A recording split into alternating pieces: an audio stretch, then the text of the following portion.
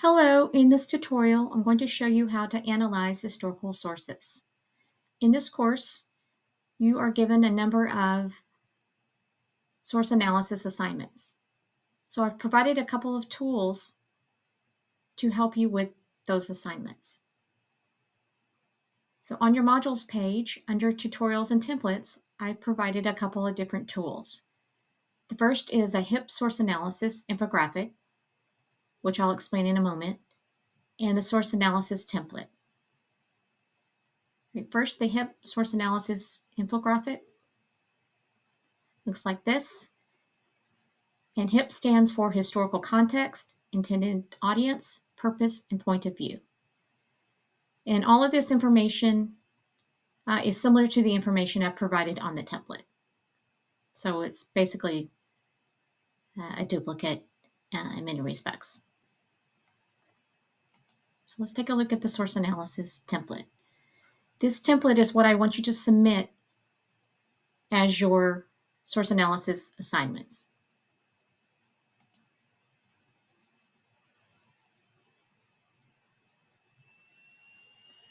So for each source analysis assignment, I will provide you an historical source. So you are to review the source. So I want you to provide the following information. First, the source title, the source date, then the author, and then whether it's a primary or secondary source. In week 1 of this course, you learned how to identify primary or secondary sources. So if you don't remember, go back to the tools I provided you in week 1 under introduction. If the author is not stated or the date is not stated, then just put NA in these spaces.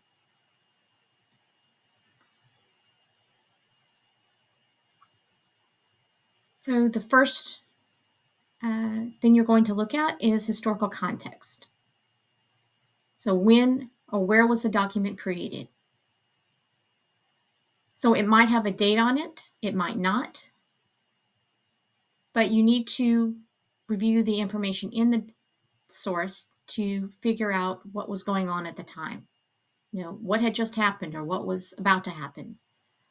Were we about to go into World War I? Were we just getting out of World War I? You know, what was happening in society at the time or what was happening in America at the time?